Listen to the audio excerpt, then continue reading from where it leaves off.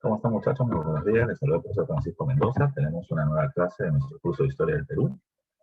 El día de hoy, como lo están viendo en portada, tenemos que ver un proceso importante que aún para este año sigue siendo vigente en la medida de que se ha celebrado el Bicentenario, ya en este julio. Y estamos en todos estos próximos años también recordando la consolidación de la independencia.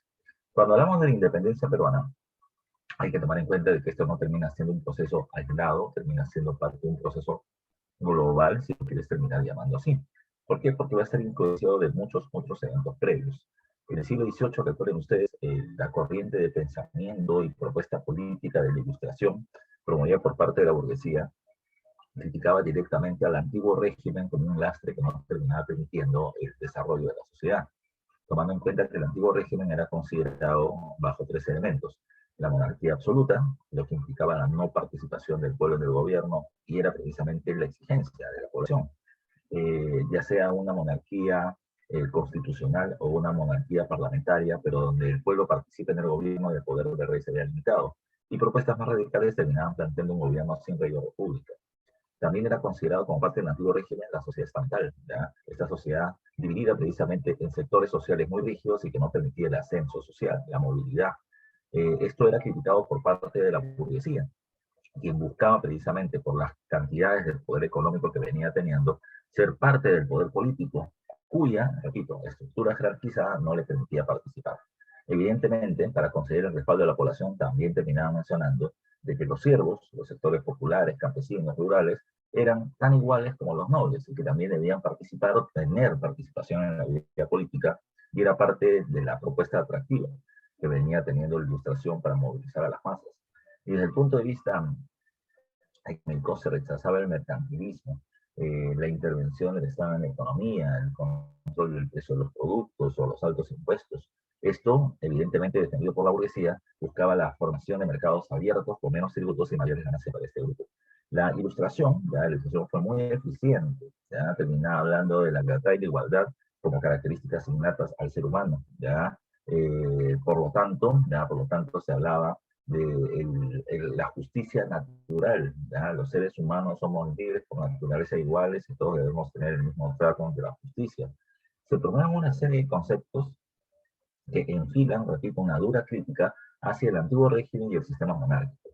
Todo eso terminó teniendo evidentemente implicancias. Por un lado, las monarquías que se ven criticadas van a terminar suavizando un poco la propuesta de la Ilustración a través de algo llamado como el despotismo ilustrado, estableciendo las reformas para la población de acuerdo a lo que la Ilustración planteaba, pero sin dejar el control del gobierno en su totalidad. Y por otro lado, aparecen movimientos políticos criticando ya el antiguo régimen de una manera mucho más directa, lo que implicaba cambios en la organización del gobierno. Desde el punto de vista intelectual, la revista o se me va el nombre, la enciclopedia de Francia, que repito, esa va a terminar siendo muy agresiva en contra del sistema del antiguo régimen, y la aplicación política de las ideas ilustradas a través de la lucha de independencia de las 13 colonias con respecto a Inglaterra, o por otro lado, la Revolución Francesa, la Revolución Popular de Francia, que va a terminar subvirtiendo el orden a través de una violencia revolucionaria donde sacerdotes, nobles y hasta el propio rey van a terminar siendo asesinados. Ahora, estos hechos sucedidos en otras partes del mundo terminaron envalentonando ya a sectores sociales de diferentes partes del planeta para terminar siguiendo esa práctica también, ¿ya? Y esto no va a terminar siendo ajeno a América Latina. Recuerden que también hay otros eventos más. La difusión de las ideas de la Ilustración en la Revolución Francesa van a estar ligadas también al Imperio Napoleónico, ¿ya? Recuerda que donde Napoleón llegaba en Europa, imponía el Código Civil, que era una suerte de síntesis de los logros liberales de la Revolución Francesa, establecía monarquías constitucionales con poder limitado, subordinados a Francia, eso sí, pero habían cambios políticos importantes. Eso incluso lo hemos visto en la clase pasada. Recuerda que Napoleón invade España, el producto de ello en España, en rechazo a Francia, establecen medidas liberales, ¿ya? Como la creación de las juntas, ¿ya? Las juntas departamentales, la Junta Central Suprema, y la Gran Junta, que es la Corte de Cádiz con participación americana, en donde te mencioné, y no debes olvidar esto, que en las Cortes de Cádiz los, eh, se estableció que la población tenía que escoger a sus representantes para el Congreso, lo que dio paso a un proceso electoral, lo que dio paso a un debate sobre lo público, sobre lo político, ¿ya? No solamente por parte de quienes querían ser candidatos, sino también de los votantes, que no solamente van a ser meros receptores, sino que van a terminar entrando en un debate público acerca de qué cambios se deberían exigir en las Cortes. Como les dije en la clase anterior, va a terminar siendo la base de la preocupación por el gobierno y el deseo de participar en la vida política, ya no dejando precisamente esta situación a los funcionarios del gobierno y al rey, sino con la participación popular que va a ser cada vez más activa. El otro hecho que no debemos olvidar, y que es muy importante para la clase anterior, es la influencia que va a terminar teniendo Inglaterra dentro de este proceso. Inglaterra no tenía un proceso revolucionario violento, ya violento, o tan violento como lo han tenido Estados Unidos y Francia en las últimas décadas, ya previo a la independencia peruana. Inglaterra había tenido sí un cambio agresivo entre 1648 y 1688, donde el poder del rey pasó a ser una monarquía parlamentaria, es decir, el poder del rey se limitó. Pero Inglaterra había entrado, gracias a ese proceso y a otros elementos más, a un cambio tecnológico muy importante que era la llamada revolución industrial. Y recuerda que la revolución industrial inglesa es una revolución industrial textil, produce mucha ropa, ya produce mucha ropa, pero como tal vez ya lo vieron en Historia Universal, así no te lo voy adelantando, recuerda que cuando se produce la revolución industrial, ya, la cantidad de producción de mercancías a través del uso de maquinarias se multiplica. Y como se multiplica el uso o la producción de mercancías, recuerda que se requiere inmediatamente más mercados para vender productos. Eh, Inglaterra abre mercados dentro del mismo territorio inglés a través del uso de los ferrocarriles, ¿ya? Abre mercados a nivel internacional a través de los barcos a vapor. Ya tiene cautivo el mercado europeo, llega al África, llega a Asia, al territorio de la India, pero América termina siendo un gran mercado al cual no puede acceder porque América sigue siendo un monopolio comercial de España. Entonces, eh, Inglaterra va a terminar viendo la debilidad española producto de la invasión francesa y va a comenzar a promover, respaldar, apoyar, financiar las luchas de independencia en la región americana. No por buena gente, sino que la independencia de América terminaba aperturando para ellos un mercado importante para la venta de sus recursos.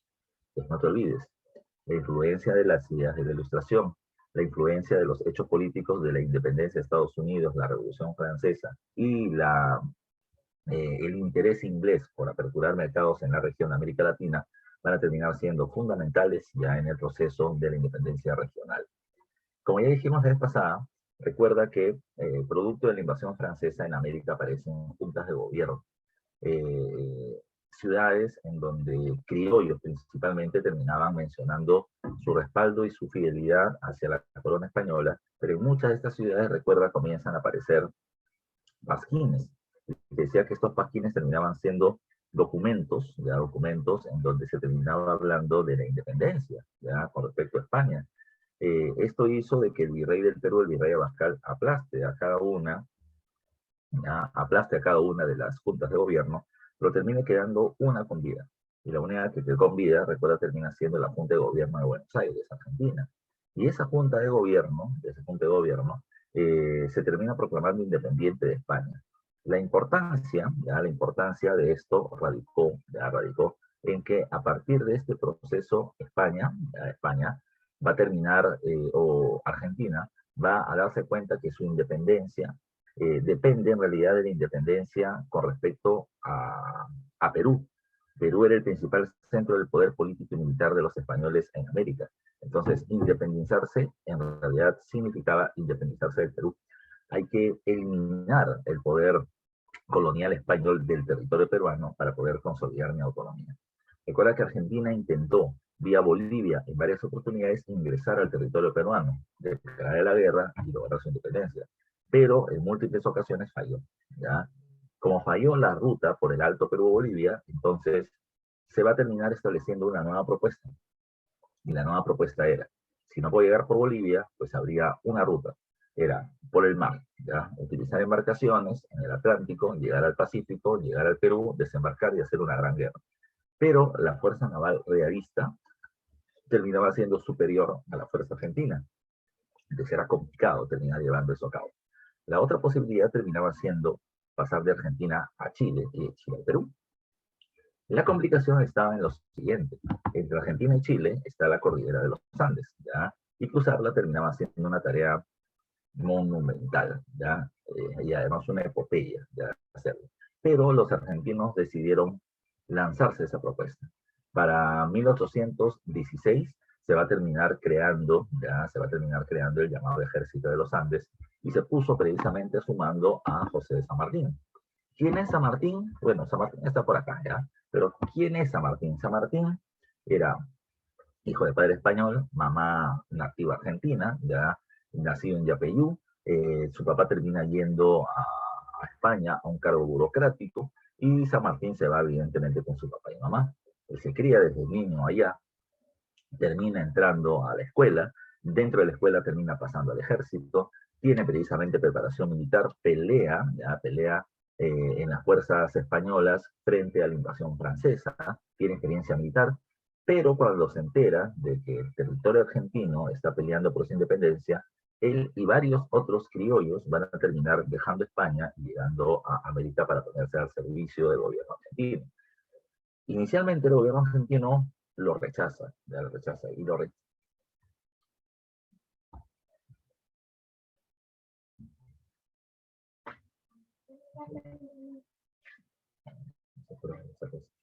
Inicialmente el gobierno argentino lo rechaza,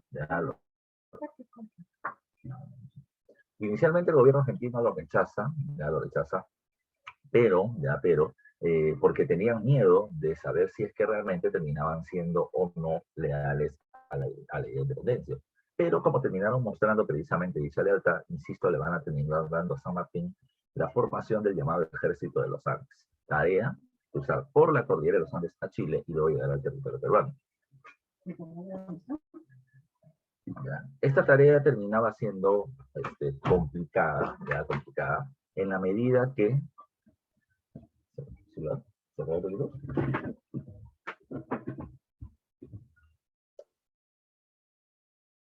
Esta medida terminaba siendo complicada en la medida que, a ver, ¿cómo te lo explico? Cruzar por la parte más elevada de la cordillera de los Andes entre Argentina y Chile, movilizando tropas, caballos, carretas, alimentos, munición, armamento y demás, terminaba siendo sumamente difícil. Pero si lo lograba, que era la esperanza de San Martín, iba a terminar agarrando desprevenido a las fuerzas realistas y por lo tanto sería exitoso. Y así pasó, y así pasó. San Martín llega a Chile, enfrenta a las fuerzas realistas en la batalla de Chacabuco y los logra vencer. Así que era un primer gran paso. Pero las fuerzas realistas se recomponen y van a vencer a San Martín en la batalla de Cancha, lo cual terminaba siendo un atraso. Pero, después de esa derrota, San Martín va a terminar estableciendo, la proclamación de independencia de Chile. Eso, pero se acaban de perder. Sí, pueden haber perdido, no importa, no importa. Pero recuerda que las proclamaciones de independencia se hacen para poder inflar los ánimos de la población a querer seguir luchando. ¿Ya? Eso fue lo que se terminó haciendo en este momento. Ahora, tras esta batalla se va a terminar estableciendo la batalla de Maipú. ¿Ya? Y la batalla de Maipú, como le estoy poniendo por acá, en 1818, es la que termina consolidando la independencia de Chile. Chile le plantea a San Martín reconocerlo como su gobernante, ¿ya? Como el protector de su independencia. Pero San Martín le plantea a los chilenos que el mejor apoyo que le pueden dar es darle dinero, armamento y tropas para poder lograr la independencia del Perú, porque la independencia de Argentina y de Chile dependen del territorio o de la independencia del territorio peruano. Bernardo Higgins ya termina siendo nombrado como el gobernante de Chile y él convence a los comerciantes ricos de Valparaíso de financiar las expediciones de San Martín hacia el Perú. De Chile van a salir 2 expediciones hacia el Perú. La primera la dirige Thomas Cochrane, ¿ya? Escocés, británico, ¿ya? Dueño de barcos de guerra y que es un mercenario. Él ha terminado alquilando a Chile sus barcos de guerra para derrotar a las fuerzas realistas y el gobierno chileno le tiene que pagar una gran suma de dinero, además de convertirlo en almirante, en el máximo representante de la fuerza naval chilena. ¿Ya? Producto de ello, él hace o realiza la primera expedición hacia el Perú. Su tarea, limpiar el mar. Cuando habla de limpiar el mar, la tarea termina siendo sacar a la fuerza naval realista del camino para que llegue a San Martín. pero tiene otras acciones más. Este personaje va a terminar logrando esa tarea, pero además de eso va a destruir muchas embarcaciones comerciales del Perú y el puerto de País, ¿ya? Cuando se le preguntó luego por qué lo hizo, planteó de que él destruía las embarcaciones comerciales para que no sean abastecidas de armas y sean una amenaza a la fuerza, a su fuerza naval. Pero en realidad lo que terminaba buscando Valparaíso era otra cosa. Valparaíso y Callao eran los principales puertos que competían por el dominio comercial en el Océano Pacífico. Y, precisamente, Valparaíso tenía sus dudas con respecto de financiar la independencia del Perú, porque financiar la independencia del Perú implicaría que voy a seguir compitiendo con Perú por el comercio inglés. Prefería un grupo de comerciantes que Perú siga en manos de los españoles, pero se daban cuenta que estar en manos de los españoles terminaba amenazando la propia independencia de Chile. Por eso es que terminaron planteando otra cosa.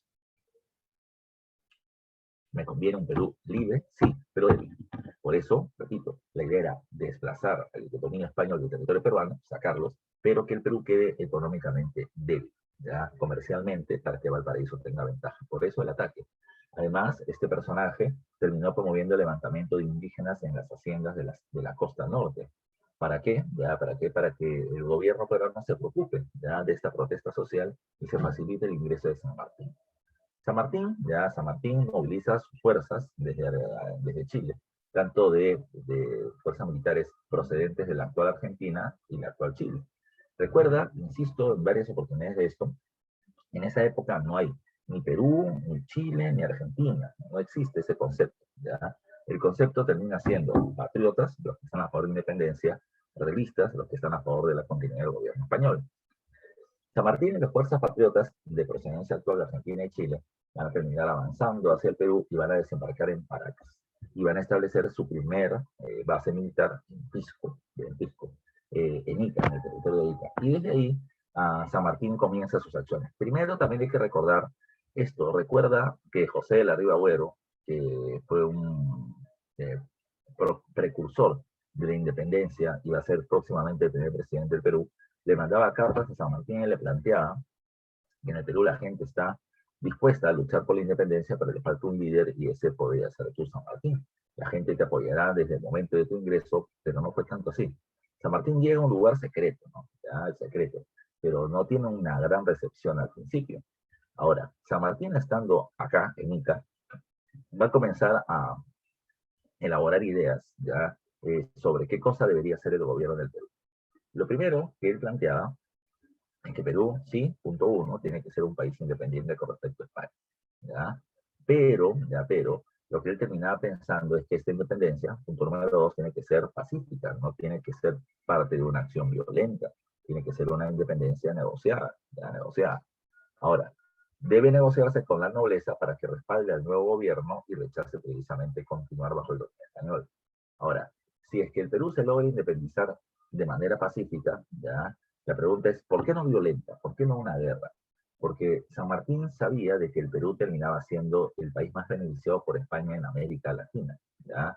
Entonces, por esas mismas ventajas que había terminado teniendo, esto era la consecuencia de ello era la lealtad que venían teniendo los peruanos con respecto al gobierno español. Entonces, si terminamos haciendo una independencia violenta, la situación económica del Perú se va a terminar viendo afectada, no solamente por la crisis de la guerra, sino por la posterior caída en el desarrollo comercial con España. Entonces, Perú se pondrá a pensar, antes de la independencia, veníamos teniendo un dominio español, sí, ya no teníamos independencia política, pero veníamos teniendo estabilidad económica. Ahora se produce la lucha de independencia, ganamos nuestra libertad, pero nuestra situación económica es grave. Ante eso, la gente podría pensar, es mejor regresar al gobierno colonial en lugar de mantenerse en el sistema republicano o en la independencia. Si esto pasaba, planteaba San Martín, pues la independencia de toda América se va a terminar viendo amenazada, porque España podría hacer un contraataque muy violento. Por eso, repito, era mejor una independencia negociada, pactada, pacífica, sin luchas, ¿verdad? Sin luchas. Si se logra esta, ¿qué tipo de gobierno deberíamos tener en el país? La propuesta de San Martín era tener una monarquía de tipo constitucional. Seguir teniendo un rey, pero no el rey de España, el rey en el Perú, y ese rey tenga un poder limitado. ¿ya? Un poder limitado por las leyes de la Constitución, ¿ya? Pero además plantea otra cosa. Si no se logra la independencia de manera pacífica por las buenas, bueno, pues se tendrá que utilizar la violencia.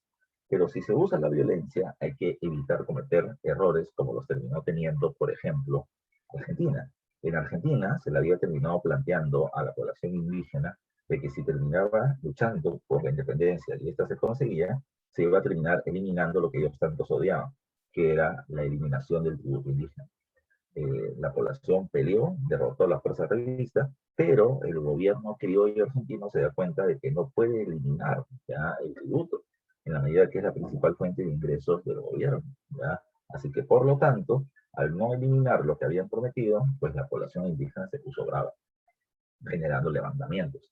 Entonces, San Martín consideraba de que eso no se podía hacer, ¿ya? De que eso no se podía hacer, de que la independencia tenía que ser de tránsito pacífico y sin prometer beneficios que no se van a poder cumplir posteriormente, que podrían generar protestas sociales muy grandes.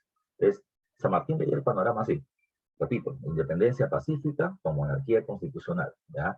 Si no se logra pacífica, que sea por violencia, pero que no participe en sectores populares, porque no voy a poder cumplir cosas que pueda prometer. Así que esa era la estrategia. San Martín negocia con la nobleza de Lima y Trujillo, les plantea la independencia, la rechazan, ya, por sus propuestas fidelistas o leales a la corona española, ya. Y tras esto, San Martín va a terminar planteando una negociación directa con el virrey del Perú. El virrey del Perú de aquella época termina siendo el virrey Joaquín de la Pezuela, ¿ya? Y precisamente a Pezuela se le pide una reunión en Miraflores. Esa es la llamada conferencia de Miraflores. San Martín y Pezuela debieron ir, pero no fueron porque tuvieron miedo de ser atacados uno por el otro. Así que fueron sus representantes. Entre los representantes tenemos por parte de San Martín a Bernardo Monteagudo, argentino, negro, ya intelectual, el más importante intelectual de la corriente libertadora del sur que vino con San Martín, ¿ya? Y por la fuerza realista está Hipólito Unanue. ¿Qué cosa fue lo que discutieron? La propuesta de Monteagudo, y por lo tanto de la corriente libertadora del sur, era la independencia peruana como monarquía constitucional. La propuesta de los españoles fue rechazar ello, ¿ya? Para ello se tenía que, como dice acá, defender la Constitución de Cádiz del año 1812. ¿Por qué defender la Constitución de Cádiz? Paréntesis, ¿ya? A un pequeño intermedio, ¿ya? Para recordarte qué es lo que venía pasando en España. En 1814, Napoleón Bonaparte termina siendo derrotado, ¿ya? Y se restituyen a las viejas dinastías, a las viejas familias gobernantes en los diferentes tronos de Europa. De esa manera, por ejemplo, Fernando VII, ¿ya? Que había sido retirado del trono, regresa al poder. Cuando él regresa al poder, las Cortes de Cádiz lo van a recibir y le van a decir, señor, usted siempre fue nuestro gobernante, solamente gobernamos ante tu ausencia y establecimos este sistema legal para poder dirigirnos, la Constitución de Cádiz. Así que esperamos que usted lo respete. Y Fernando VII dijo, no, yo me fui monarca absoluto, regreso monarca absoluto, la Constitución de Cádiz se eliminó. 1814. Automáticamente en España se va a terminar viviendo una guerra interna, una guerra civil, entre los llamados monarquistas, que consideraban que estaba bien el retorno del poder absoluto de Fernando VII, y los constitucionalistas que planteaban el retorno a la Constitución de Cádiz. En 1820, después de varias peleas, Fernando VII terminó siendo obligado a reconocer la Constitución de Cádiz, y esto se va a terminar haciendo durante los próximos 3 años. Del año 1820, y acuérdate la fecha porque precisamente cuando San Martín llegó al Perú, hasta 1823 se va a terminar viviendo en España algo llamado como el trienio liberal o el trienio constitucional. ¿Por qué? Porque durante este periodo la Constitución de Cádiz terminó siendo restituida. Por eso es que cuando San Martín y su gente plantean independencia, ellos dicen no, respeto a la Constitución de Cádiz que se acaba de restablecer. ¿Por qué pedían respetar la Constitución de Cádiz? ¿Qué tenía la Constitución de Cádiz? Establecía la igualdad entre los españoles y los criollos, ¿ya? La igualdad. De tal manera que nadie te está sometiendo a ti, criollo. Si nadie te está sometiendo porque todos terminamos siendo iguales, entonces no tienes por qué pedir libertad, porque nadie está oprimiendo tu libertad. De esta manera, repito, bajo esta justificación, rechazaban la idea de la independencia que San Martín planteaba. ¿Ok? Ahora, San Martín ya negoció con la nobleza, ya negoció con el virrey y no le hicieron caso. Así que si no se puede el plan A de la independencia pacífica, el plan B de la independencia violenta era precisamente lo que seguía. San Martín tiene un plan, y el plan termina siendo rodear la ciudad de Lima, ¿ya? Rodear la ciudad de Lima, la capital del gobierno colonial, ¿ya? Así que San Martín tiene su base en Pisco, ya en la zona del sur, en Ica, y va a terminar enviando a José Antonio Álvarez de Arenales, que está acá a su imagen, ya. Con él se forma la llamada expedición hacia la Sierra Central. ¿Por qué? Desde la derrota o desde la eliminación de la rebelión de Tupac Amaru II y la eliminación de la rebelión de los hermanos Angulo y Mateo Pumacahua, las fuerzas realistas se terminaron separando en dos. Una base estaba acantonada en Lima y la otra en Cusco, ¿ya? Para poder evitar rebeliones en el sur. Entonces San Martín pensó, si yo ataco de Ica a Lima, las tropas realistas de Cusco se van a terminar movilizando para apoyar a la de Lima, atacarme y derrotarme. Entonces tengo que evitar de que esto suceda.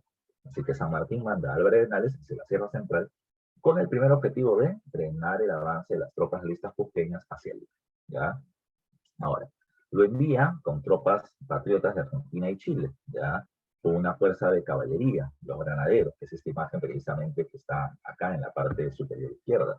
Y con eso debería ganar la batalla, sin pedir el apoyo de la población indígena, porque como ya les dije, tendría que prometer cosas que no va a poder cumplir.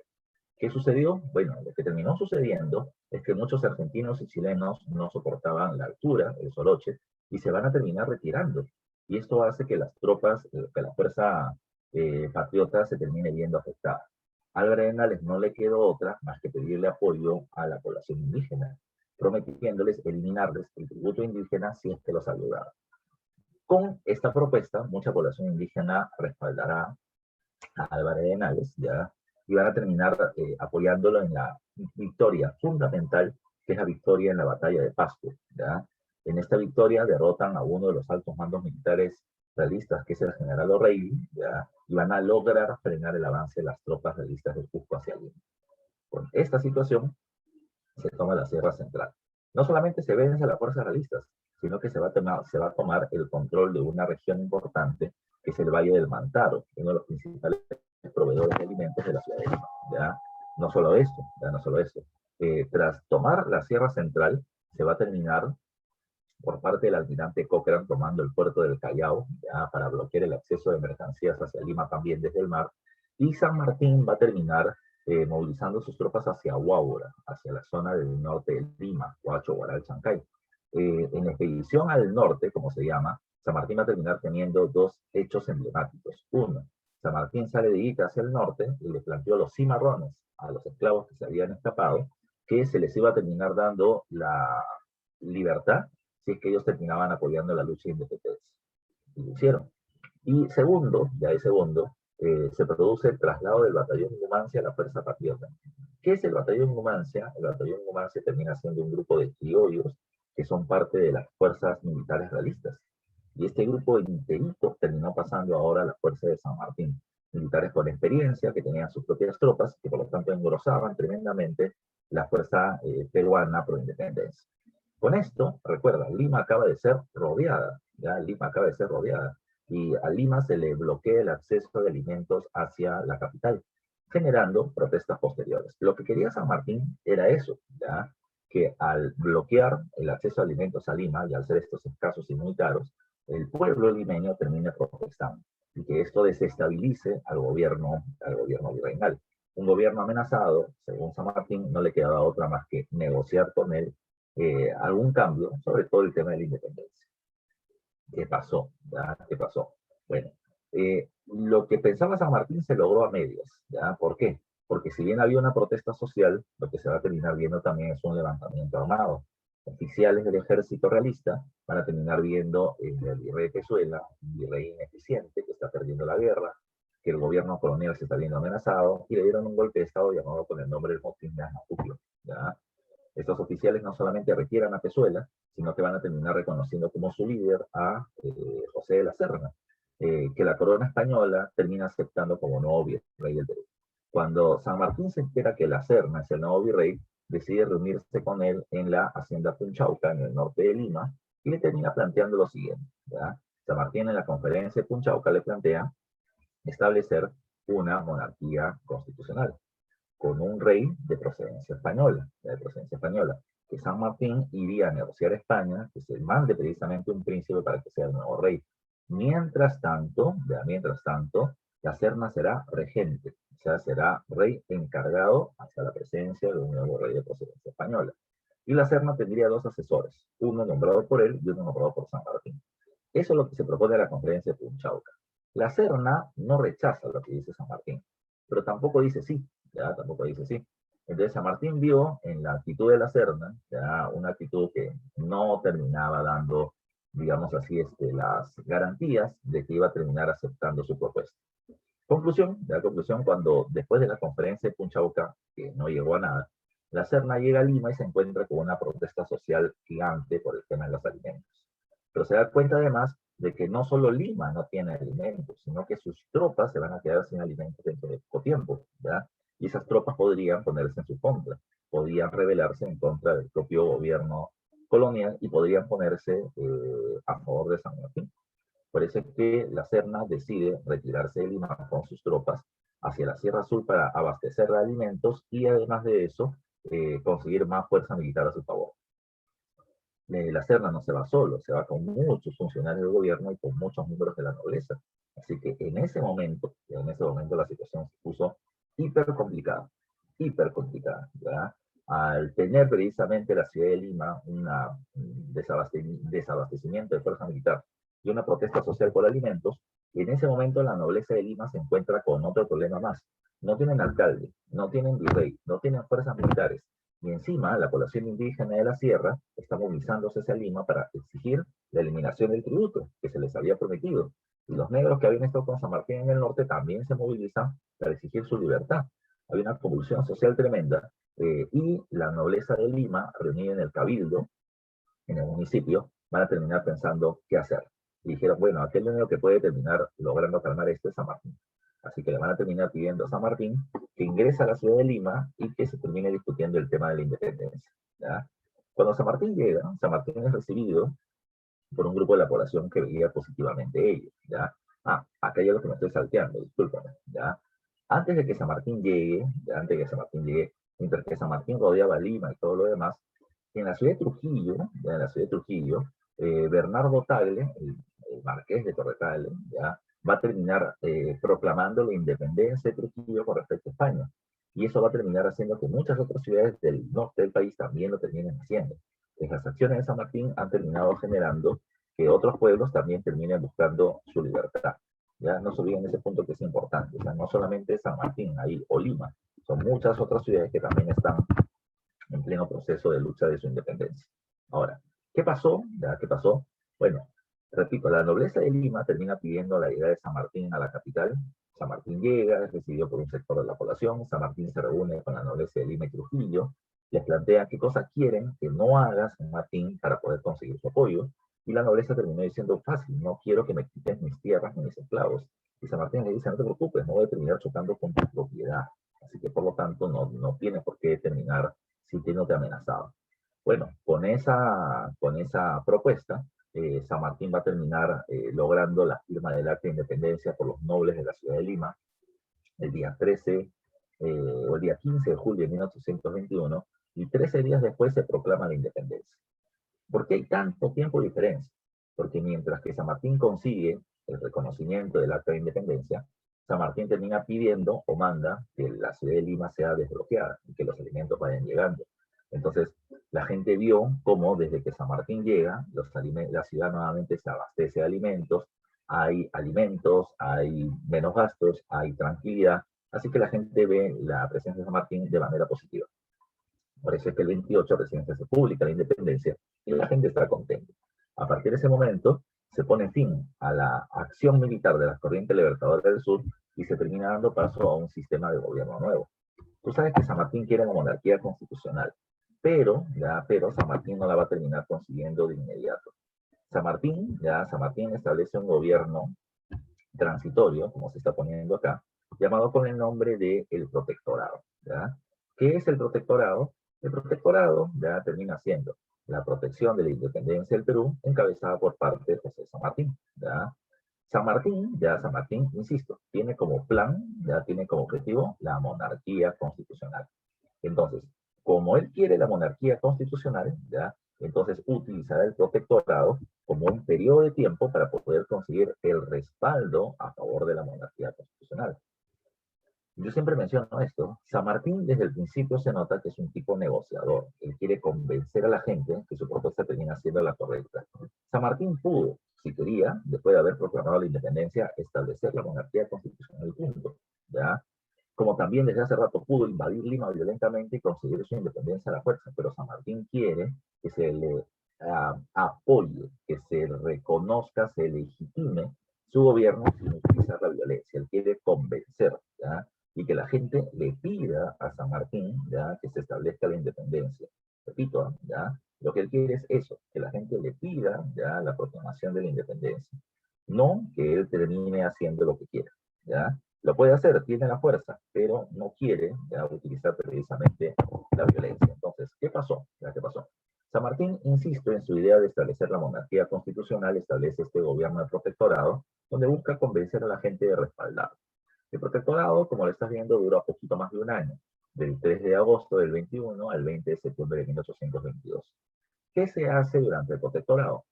Bueno, lo primero es terminar calmando las tensiones sociales.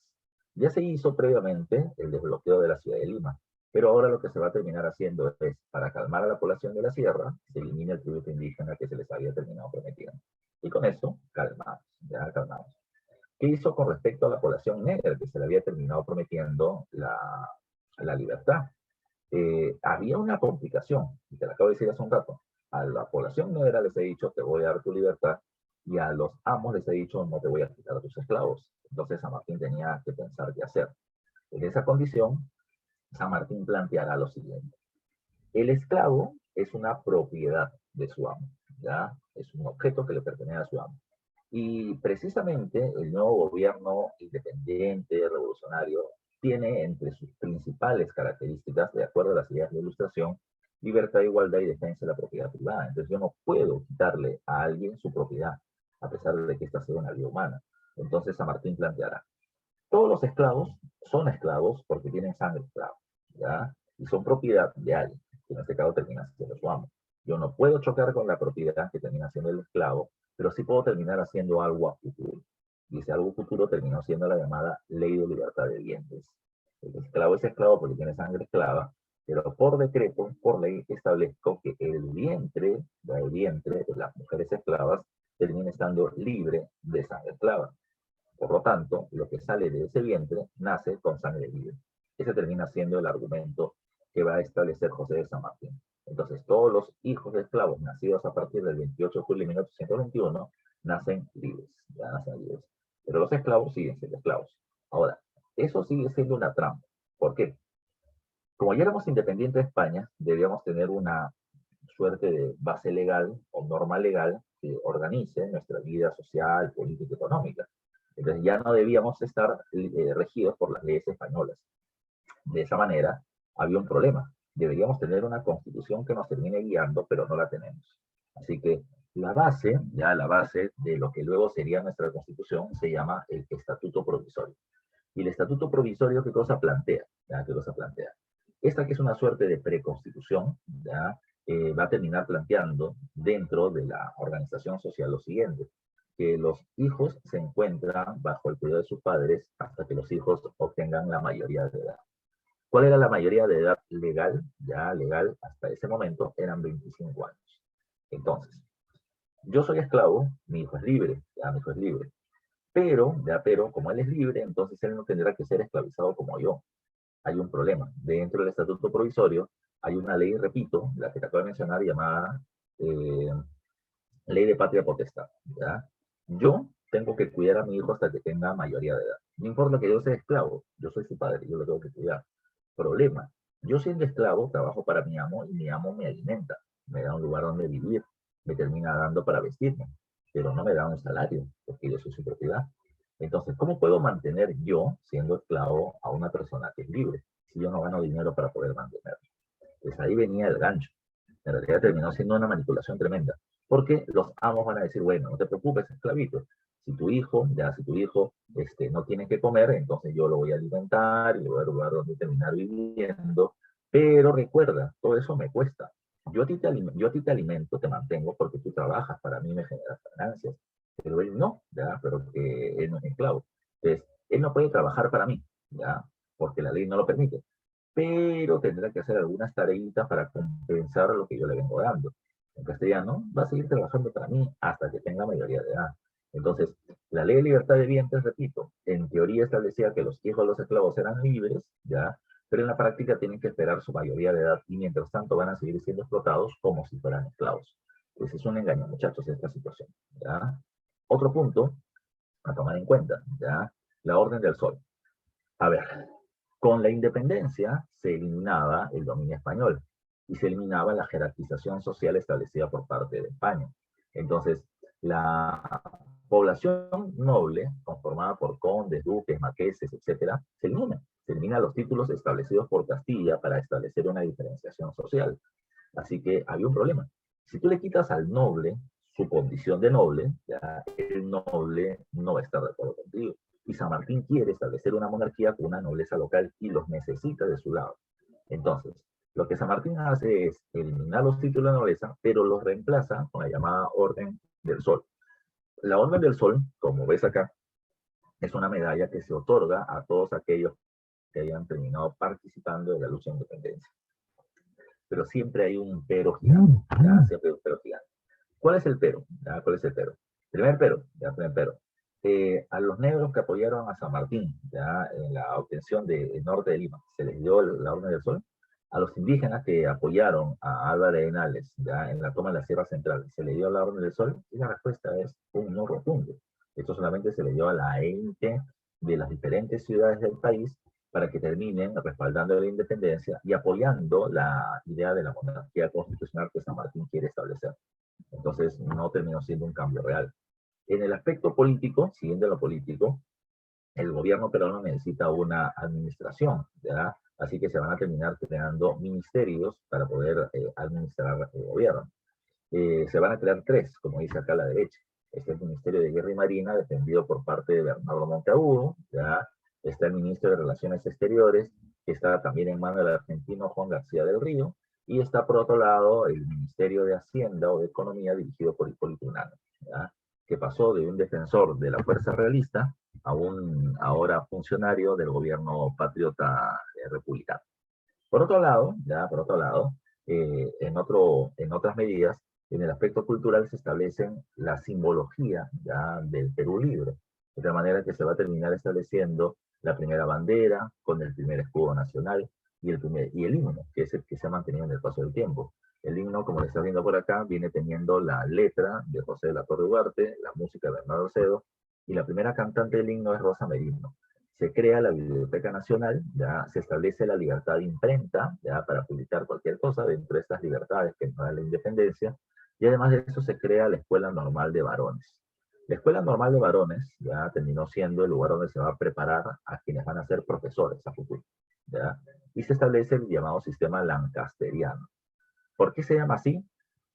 Porque se había creado en la ciudad de Lancaster, en Inglaterra, y el sistema lancasteriano implicaba un sistema de multiplicación por 3 de la educación. ¿Cómo era eso?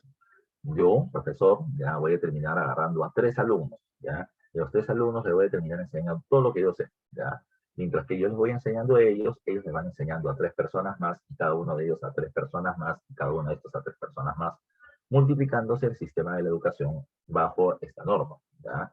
No te olvides tú, ¿ya? Eso es lo que se hace bajo el sistema llamado como sistema lancasteriano. ¿Qué más, ya? ¿Qué más a tomar en cuenta? El otro punto a tomar en cuenta ya va con cuestiones políticas. Insisto, San Martín quiere sí o sí que se establezca la monarquía constitucional, ¿ya? Pero como ya te dije, San Martín lo que quiere es que esta termine siendo promovida, ¿ya? Por parte de la población. Él quiere guiar a la gente para que la gente diga, sí, la monarquía constitucional es el mejor sistema de gobierno, ¿ya? Entonces, ¿qué hará San Martín para poder conseguir esta propuesta, para poder conseguir este respaldo? Entonces, vamos a ver lo que pasa a continuación. San Martín convoca a los intelectuales y científicos más importantes del Perú de aquel momento para terminar, como decía él, publicar una revista en donde sus conocimientos terminen siendo divulgados. ¿Ya? Esa reunión se hace en una institución llamada con el nombre de la Sociedad Patriótica de Lima. ¿Ya? La Sociedad Patriótica de Lima. En la Sociedad Patriótica de Lima, San Martín la inaugura, ya están todos los representantes intelectuales, y él termina dejando la dirección de la Sociedad Patriótica a Bernardo Monteagudo, argentino, intelectual, principal de la corriente libertadora del sur. Monteagudo toma la reunión y le dice, señores, sí, la publicación de la revista es lo que vamos a hacer, la verdad, pero yo les pido por favor que terminemos debatiendo un punto. ¿Ya? Termina planteando Monteagudo lo siguiente: de acá a 15 días, que es la próxima sesión de la Sociedad Patriótica, quiero que por favor todos ustedes vengan con un ensayo, un documento escrito, donde terminen planteando y justificando para ellos cuál es ya el mejor sistema de gobierno que se puede aplicar en el Perú, tomando en cuenta su extensión territorial, el nivel de educación y cultura de la población y la tradición política que viene teniendo el país. Esa fue la tarea. Y eso es lo que le va a terminar dando paso al llamado primer debate político nacional de Perú. Y el primer debate político nacional es qué tipo de gobierno debería tener el país. A los 15 días, Monteagudo retoma la reunión y él es el primero que sale a defender su idea. Monteagudo terminaba planteando que el mejor sistema de gobierno para el Perú era el de una monarquía constitucional. ¿Por qué? ¿Por qué? Uno, porque el Perú estaba acostumbrado al gobierno del rey de España y nunca tuvo una posición claramente crítica contra él. O sea, estamos acostumbrados a ser gobernados por un rey, por eso tiene que haber una monarquía. Pero esa monarquía tiene que ser limitada y tiene que ser constitucional. Lo tercero es que en donde una república, un gobierno con participación del pueblo termina siendo exitoso. Él decía, exitoso, Grecia, en las polis gritas, cuando los territorios eran geográficamente pequeños y la cantidad de ciudadanos terminaba siendo reducida, de tal manera que cada uno de ellos podía terminar ejerciendo su voto con mano alzada para poder tomar decisiones. Pero cuando una república ha querido funcionar en territorios muy extensos, ha fracasado. Ha fracasado en Roma, pero si la República Romana terminó durando muchos años y terminó creciendo territorialmente, sí, pero tuvo muchísimos conflictos sociales que derivaron en guerras civiles, ¿ya? En la Roma o en la República de la Revolución Francesa, que estaba más, digamos así, más caliente para ellos, porque había sido mucho más cercana en tiempo, recuerda que se van a terminar produciendo un montón de decapitaciones y violencias en las calles. Entonces, Monteagudo decía, la república se puede terminar estableciendo en territorios pequeños con poca cantidad de ciudadanos, pero en territorios tan extensos como el Perú, con un nivel de educación muy pobre, ¿ya? Con ideas que no rechazan totalmente la idea de la monarquía, no es correcto establecer una república. Por eso defendía la idea de la monarquía constitucional. Él y varios otros personajes también terminaron sugiriendo lo mismo, ¿ya? Mientras tanto, los que decían de que no debería haber rey, los republicanos no decían nada. Hasta que fuera, en la ciudad de Lima, comienza a circular un periódico llamado con el nombre de la Abeja Republicana. La Abeja Republicana era escrita por parte del Solitario de Sayán. Ese era el seudónimo que tenía José Faustino Sánchez Carrión. ¿Ya? En la Abeja Republicana se planteaba una idea que fue ganando peso. El Perú, ¿ya? Mientras que fue una colonia, estuvo bajo la protección de los brazos del rey de España. ¿Ya? Pero ahora somos un gobierno independiente y San Martín nos quiere poner bajo la protección de los brazos de un rey en el Perú. ¿Ya? Entonces, si siempre vamos a terminar estando bajo la protección de un monarca, ¿en qué momento vamos a terminar siendo realmente libres? ¿Ya? La única manera de poder ser libres es comenzar a hacerlo, ya es comenzar a hacerlo. Y esto, evidentemente, al principio no va a terminar resultando como quiere. Monteagudo, decía Sánchez Carrión, tiene la razón. El Perú no está preparado para poder dirigir su propia independencia, pero la pregunta es, ¿quién nació preparado? Nadie, ya nadie. Nosotros nos vamos a terminar nutriendo de la experiencia de otros pueblos y de la propia experiencia que vayamos ganando. Es como un niño, ya decía Sánchez Carrión. Es como un bebé que está gateando y se pone de pie, y en sus primeros pasos va a terminar cayéndose al suelo, ¿ya? De cara, y seguramente llorará, pero, si el padre, para intentar que su hijo nunca se haga daño, siempre lo va a terminar teniendo en sus brazos, nunca va a poder avanzar. Hay que solamente pararnos y seguir caminando. Cometeremos errores, pero de los errores aprenderemos. Así que, por lo tanto, hay que tener un gobierno libre, sin rey, una república. Esa idea comienza a ganar peso dentro de la sociedad patriótica. Sánchez Carrión ahora termina siendo público que él era el solitario de Sayán, está Manuel Pérez de Tudela, Luna Pizarro, etcétera, que van respaldando la idea republicana. Y se produce el debate precisamente sobre si monarquía o república es el mejor sistema de gobierno. Mientras que el debate se estaba haciendo, sucedió algo, ya sucedió algo. ¿Qué fue ese algo? Ya, ¿qué fue ese algo? San Martín había enviado a Inglaterra al ministro de Relaciones Exteriores, que era García del Río, ya, la mención García del Río para seguir. Y García del Río, ¿qué es lo que está haciendo? Está yendo a Inglaterra para buscar un préstamo económico. ¿Por qué? Porque el Perú, tras proclamarse independiente, había roto sus relaciones comerciales con España, generando ingresos bastante débiles. Entonces, Inglaterra estaba prestando plata a todos los países que se independizaran de España porque era una forma de enganchar y acceder a sus mercados, que es lo que quería desde el principio. Ahora, si bien se aprueba la importancia de la misión García del Río, esta misión tenía un segundo plan. Después de pedir un préstamo, ellos le piden al gobierno inglés que les termine cediendo a un noble para que se convierta en rey de la región del Perú, ¿ya? Y Inglaterra lo rechaza. ¿Por qué Inglaterra rechaza terminar entregándonos un noble, un príncipe, para que sea rey del Perú? Bueno, la respuesta es bien simple, ¿ya? La respuesta es bien simple. Napoleón Bonaparte había caído en 1814, ¿ya? En 1814, y recuerda que se había restablecido el poder monárquico absolutista en casi toda Europa, ¿ya? Ahora, a este periodo entre 1814 y 1830 se le conoce con el nombre del periodo de la restauración monárquica o la restauración absolutista. Y precisamente por ello, ya no se estaba considerando la posibilidad de apoyar gobiernos no monárquicos en otras partes del mundo. Entonces era absurdo estar dando un príncipe para que el gobierno independiente del Perú quiera terminar gobernándose sin monarquía. Por esa misma situación, es que se va a terminar estableciendo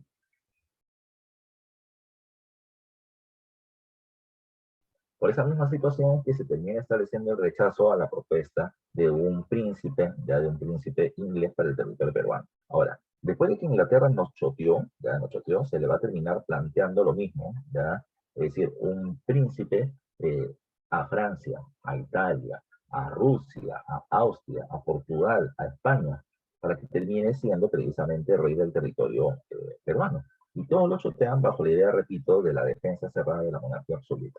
De tal manera que no terminamos teniendo resultados. Pero, mientras que ellos no tenían resultados en su negociación, sucede otra cosa más. En Lima, la sociedad patriótica se entera del caso. ¿Para qué diablos nos hacen debatir qué tipo de gobierno queremos si es que en Europa se está buscando un príncipe para que sea rey del territorio peruano? ¿Ya? De tal forma que todo esto terminó entrando en un grave problema. ¿Cuál terminó siendo el problema? Se terminó denunciando precisamente este reclamo. ¿Para qué nos terminan pidiendo un príncipe si ya van a terminar teniendo un rey o para qué nos piden debatir si se está teniendo un príncipe para que sea rey del territorio peruano? ¿Ya? Así que hubo un reclamo. El reclamo era, ¿dónde está San Martín para que nos termine, digamos así, justificando lo que está sucediendo? La idea es que San Martín no estaba, ¿ya? ¿Dónde estaba San Martín? San Martín estaba en una reunión con Simón Bolívar. Como no estuvo San Martín para reclamarle, entonces la gente se la agarra con Monteagudo. Monteagudo había hecho algunas cosas. Monteagudo, además de dirigir la Sociedad Patriótica de Lima, era el encargado de gobierno del Perú de aquel momento. Y Monteagudo había terminado creando algo semejante a lo que vendría a ser el serenazgo de la actualidad. A los sectores populares, ya mestizos, indígenas, mulatos, negros, les había dado el control de la defensa de Lima. Y ellos terminaban atacando a muchos españoles que Monteagudo consideraba estaban en contra de la consolidación de la independencia. Y esto terminó generando el temor de los criollos de que también se pueda hacer lo mismo si se rechazaba la idea de la monarquía constitucional. Repito, como no estaba San Martín para dar explicaciones, se la agarraron contra Monteagudo y a Monteagudo literalmente lo mataron. ¿Ya? Lo mataron. Ahora, ¿qué pasó? San Martín, repito, ¿por qué estaba reunido con Simón Bolívar? ¿Ya? Porque estaba reunido con Simón Bolívar. Lo que pasa es que San Martín había terminado previamente, mandando tropas para la independencia de lo que hoy vendría a ser la región del Ecuador. ¿Ya?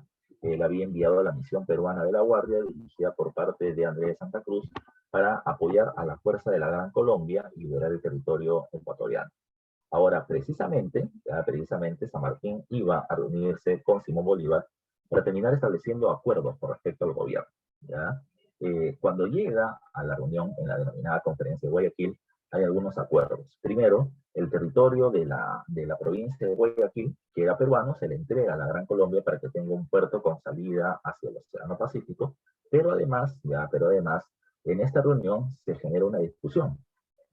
Bolívar termina renegando con San Martín porque las fuerzas realistas españolas ya todavía se terminan encontrando en territorio peruano y la independencia del Perú se encuentra por lo tanto amenazada. Ya, amenazada. Así que Bolívar le dice, no has hecho bien tu trabajo, yo voy a ingresar al territorio peruano, voy a acabar con las fuerzas realistas y no te quiero ver presente cuando yo llegue. ¿Ya? Así lo terminó escueleando. ¿Qué pasó? San Martín se va molesto de la reunión, triste precisamente porque Bolívar no quiere pelear junto con él, y cuando llega a Lima lo terminan acusando de todo, de traidor para arriba, le terminan diciendo a San Martín, y le dicen hispanófilo, antipatriota, quieres que España no siga gobernando, por eso no ha reportado la fuerza realista en el sur. Y San Martín dice, bueno, pues si tanto me dicen que soy tan malo, me voy al territorio peruano. Me voy, ya, eso es lo que termina planteando. Yo me voy del Perú, yo me voy del Perú, y no voy a terminar regresando más. Pero, para evitar de que el gobierno entre en anarquía, voy a terminar formando el Congreso. San Martín forma el primer Congreso peruano y se retira tras esto precisamente del país, ¿verdad?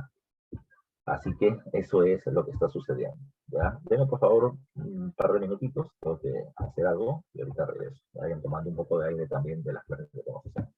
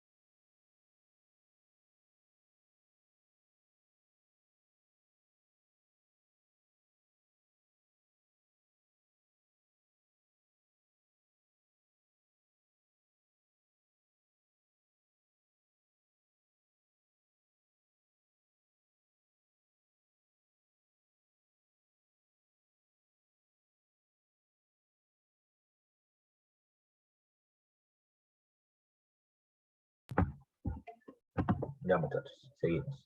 Entonces, ya establecido el, el primer Congreso peruano, San Martín se retira, ya San Martín se retira. Y a partir de este momento el gobierno o el Perú se va a dirigir bajo esta institución, ¿ya?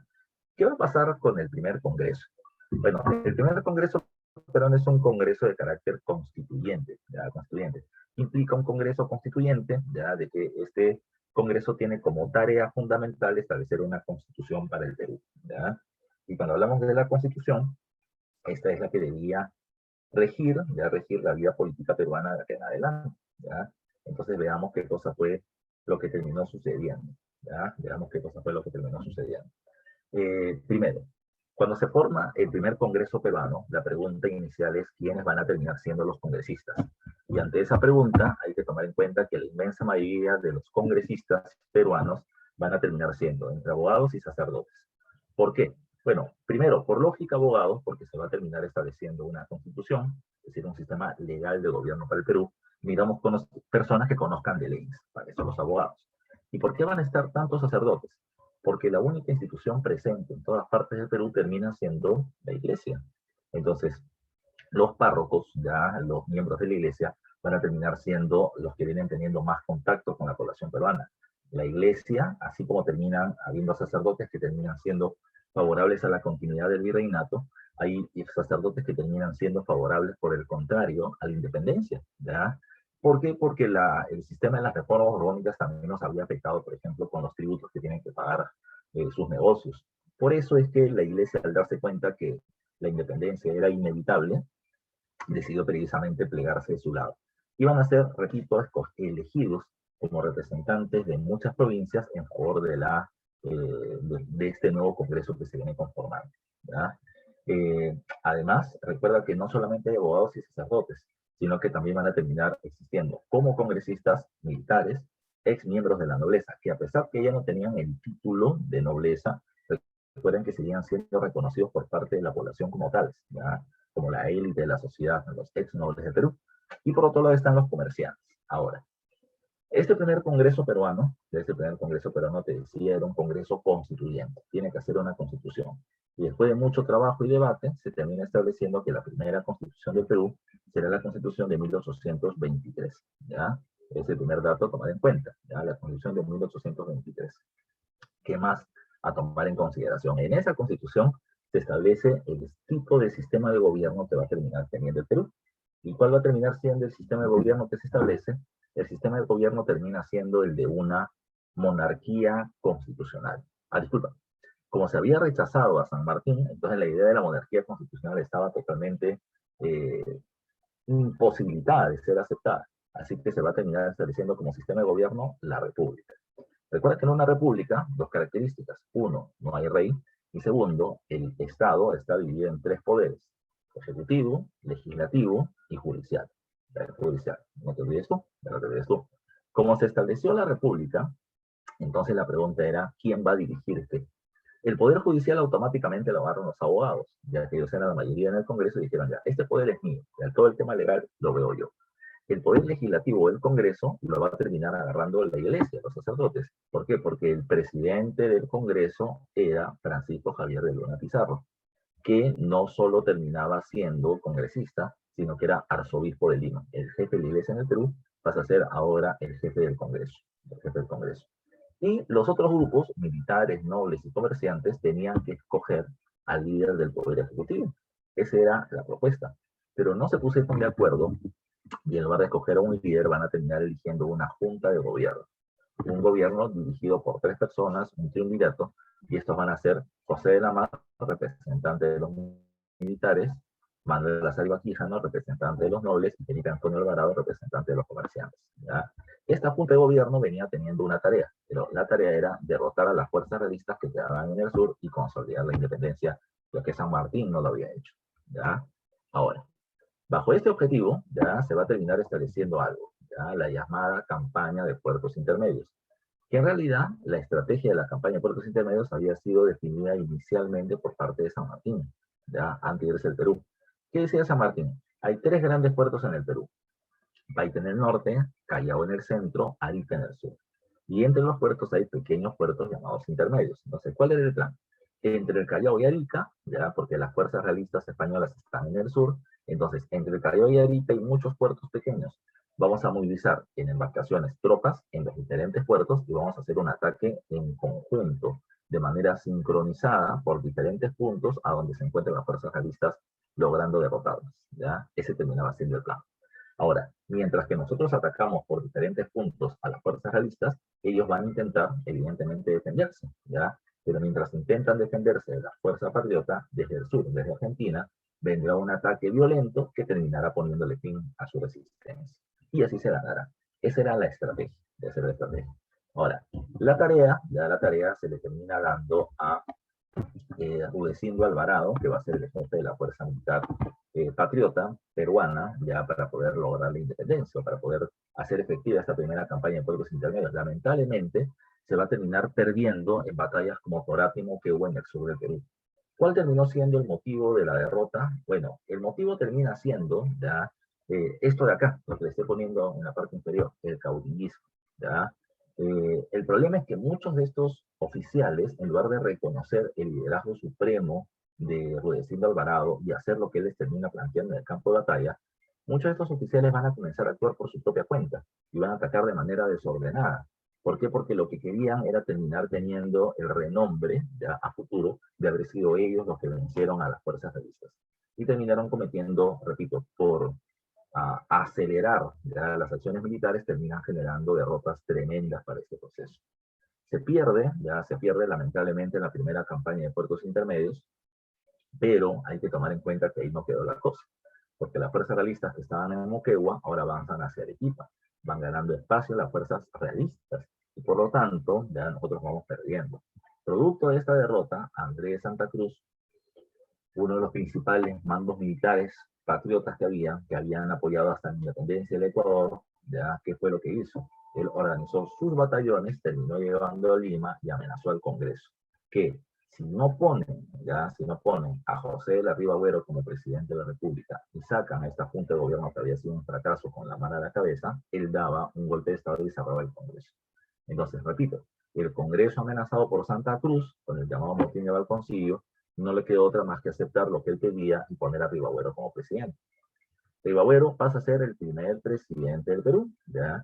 Y Rivagüero como presidente le da a Santa Cruz la misión de derrotar a las fuerzas realistas que se terminan encontrando, o derrotar, que se encuentran en el sur, ¿ya? Mientras tanto, había otra cosa más. Santa Cruz era el jefe peruano de las fuerzas de lucha contra los realistas, pero se le había pedido además a Simón Bolívar, que ya había logrado la independencia de la Gran Colombia, Venezuela, Ecuador, que por favor nos termine enviando apoyo militar.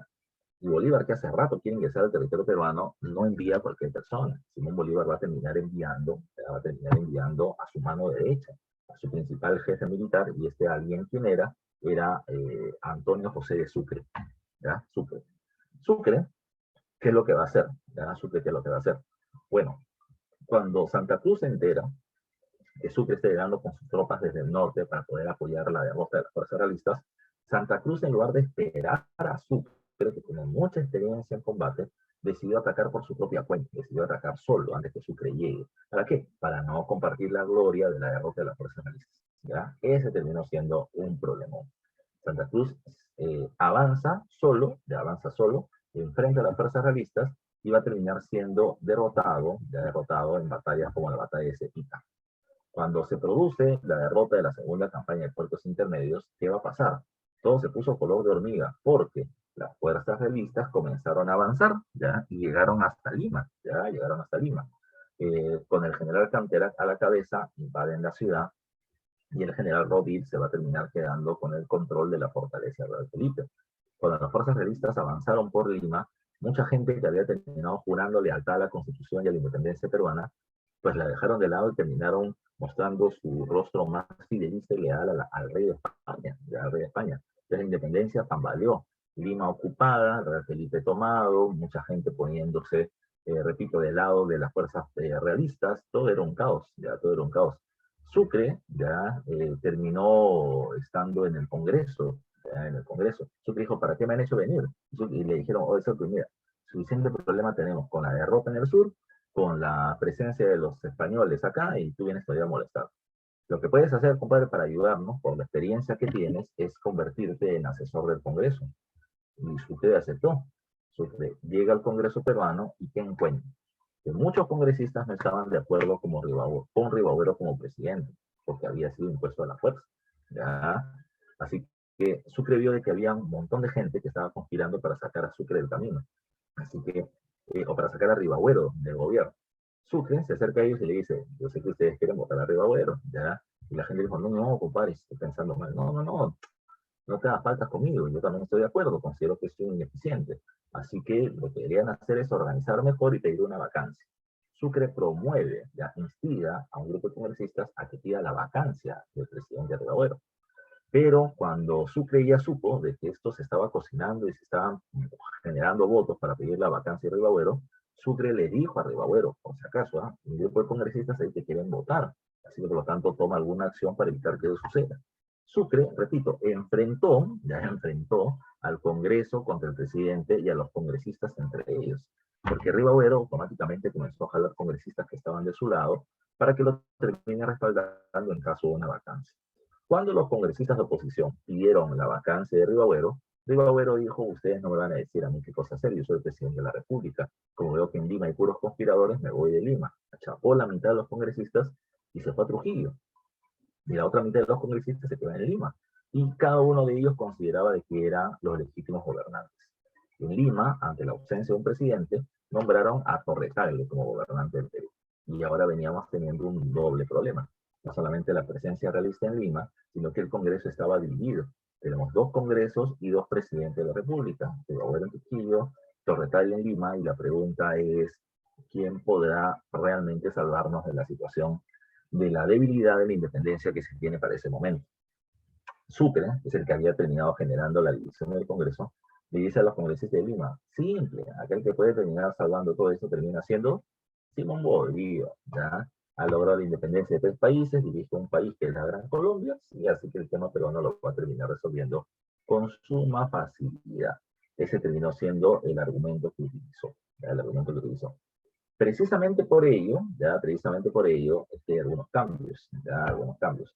El Congreso de Lima le va a terminar dando la tarea a José Faustino Sánchez Carrión para que se reúna con Simón Bolívar y intentar convencerlo de que este termine llegando con su fuerza patriota, con su fuerza militar al territorio peruano. Pero, ¿quién es Simón Bolívar? Bueno, Simón Bolívar termina siendo el líder político e ideológico de la corriente libertadora del norte, que había logrado la independencia de Colombia en la batalla de Boyacá, la independencia de Venezuela en la batalla de Carabobo y la independencia de Ecuador en la batalla de Pichincha, con apoyo de las fuerzas que San Martín le tenía enviadas, ¿ya? Y se había creado un territorio llamado con el nombre de la Gran Colombia, ¿ya? La Gran Colombia, ¿ya? Estaba bajo el mando político de San Martín y bajo el mando militar de Sucre, ¿ya? No te olvides. Repito, a ese Simón Bolívar, de gran reconocimiento y respaldo, va a terminar llegando, precisamente, ¿quién? Va a terminar llegando Sánchez Carrión, ¿ya? José Faustino Sánchez Carrión, a conversar con Simón Bolívar. El Congreso de Lima crea la misión Sánchez Olmedo, dirigida por José Faustino Sánchez Carrión, para convencer a Bolívar de ingresar al territorio peruano. ¿Qué pasó? Ya te pasó. En toda reunión política, ya, o en una reunión de negocios o en la que sea, nunca se entra al tema, ya, para el que estamos llegando. A menos que tú quieras convencer, digas, no tengo tiempo, por lo general comienza con una conversación distendida. Es decir, conversamos de cualquier cosa menos de este punto, ¿ya? Entonces, en la reunión se presentan y comienzan a hablar de los avatares por la lucha de independencia en la región, y Bolívar le termina diciendo, entre la conversación, le dice algo a Sánchez Olmedo que le gustó. Y termina diciendo, el problema con el Perú es que los criollos limeños terminan siendo muy tibios. Esa es la palabra que usa Bolívar, ¿ya? Es decir, no vienen teniendo los pantalones, la fuerza como para poder hacer una lucha de independencia frontal, directa, violenta por su libertad, porque hace rato se pudo haber resolvido eso en el Perú. Y Sánchez Carrión no era limeño. Sánchez Carrión es de la zona de la Sierra de Cajamarca, ¿ya? Y Sánchez Carrión consideraba exactamente lo mismo, ¿ya? El problema es que la élite que dirige el gobierno no termina siendo muy envalentonada, ¿ya? Le falta pantalones. Y en eso hicieron clic, ¿ya? O sea, estuvieron conversando mucho de ese tema, ¿ya? Y llegaron a la conclusión que era cierto, que en Perú le faltaba un líder fuerte que pueda terminar dirigiendo este proceso. Así que Sánchez Carrión con más ganas le dice a Bolívar, pero ese líder tienes que ser tú, papi. Ya, tú sí tienes la fuerza para poder llevar esto a cabo. Pero Bolívar le termina planteando, mira, hay un problema. Yo voy a terminar chocando con muchos egos, voy a terminar pateando muchas canillas por allá. Ahí hay dos presidentes, Arribagüero y Torres. La pregunta es, cuando yo llegue, ya intente dirigir el gobierno por la defensa de la independencia, ellos acaso van a estar de acuerdo, no lo van a estar. Entonces lo que yo necesito ya es lo siguiente, necesito que todas las instituciones de gobierno, presidente, congreso y todo lo que existe, todo se autocensure, se autoclausure y me den todo el poder político y militar a mí para yo poder resolver la independencia que precisamente lo que está pidiendo Simón Bolívar es ser nombrado dictador. ¿Ya? Recuerden, dictador en términos de la época de la República Romana. Recuerda que el dictador es un funcionario de gobierno extraordinario. Es decir, no existen dictadores ya en el gobierno de manera permanente. Solo aparecen ya ante una amenaza del sistema republicano. Es decir, cuando una invasión es muy violenta o una rebelión es muy agresiva y el sistema de gobierno es muy lento para intentar enfrentarlo, se termina cerrando todas las instituciones del gobierno y se le da el poder a una persona con el cargo de dictador para afrontar ese problema. Eso es lo que pedía Simón Bolívar. Quiero que me nombren dictador, que el Congreso me reconozca a mí como el dictador del Perú y me den la potestad de hacer lo que necesite con tal de conseguir la independencia. Sánchez Carrión le dice, de acuerdo contigo, papá. Yo voy a abogar por Sánchez Carrión, termina llegando a Lima, reúne el Congreso. Sánchez Carrión le dice a los congresistas, ustedes son una tira de cobardes, y en eso estoy de acuerdo con Simón Bolívar. El único que puede resolver este problema es Bolívar, pero Bolívar quiere que lo nombren dictador, y esa es la única solución que tenemos. Así que o lo nombramos dictador o perdemos la independencia. Así que ustedes acepten, ya, porque es lo único que necesita el Perú. Y son tan cobardes que dijeron, sí, ya, no vamos a hacer otra cosa, que Bolívar no gobierna, ya. Y así pasó. Cuando se termina aceptando que Bolívar sea el dictador, Bolívar llega al territorio peruano, nombra a Sánchez Carrión como su secretario general, algo así como su primer ministro. Él es el nexo entre los intereses de Bolívar y la élite peruana para poder dirigir este gobierno que era complicado, porque apenas llegó Bolívar, tanto Rivadavia como Torre intentaron establecer una alianza con el virrey La Serna, que todavía estaba vigente en el sur, ¿ya? O sea, mira, cómo fueron de desgraciados que prefirieron ponerse del lado de la fuerza realista antes de aceptar a Bolívar. No solamente lo rechazaban por extranjero, lo rechazaban por negro, ¿ya? Bolívar no era negro, ya no era negro, era más claro que yo, ¿ya? Pero para la élite blanca era negro, ya era negro. Así que había una cuestión racial también importante para terminar rechazando al venezolano de Simón Bolívar. Ahora, Bolívar logra desarticular ese intento de alianza entre Rivadavia, Torre y La Serna, ya intercepta cartas y evita precisamente que se termine estableciendo una alianza, y con ello, ya estaba establecido lo que va a suceder a futuro. Bolívar como dictador automáticamente termina planteando lo siguiente, ¿ya? Automáticamente plantea lo siguiente. Número uno, para la lucha de independencia, ¿qué cosa necesito? Necesito plata. Ya necesito plata. ¿Y de dónde va a sacar dinero? Se restituye el tributo indígena, termina planteando Simón Bolívar. Los indígenas dijeron no porque ya era eliminado San Martín, entonces a partir de ahora pagan contribución indígena. ¿Ya? Que es la misma vaina. Por más que los indígenas dijeran que no, Bolívar terminaba siendo dictador y podía hacer lo que quería. Bolívar explicó, el tributo indígena va a ser solo momentáneo para poder financiar la lucha de independencia y luego se eliminará. Cosa que no se hizo, pero es lo que propuso. Además, a diferencia de San Martín, Bolívar viene a pelear, ¿ya? Así que no va a terminar planteando independencia pacífica, negociar, no. Él va a terminar planteando, para la lucha de independencia todos tienen que pelear. Blancos, indios, negros, mestizos, mulatos, azules, verdes, amarillos, rojos, todo el mundo tiene que terminar peleando porque necesitamos tropas frente a las fuerzas realistas.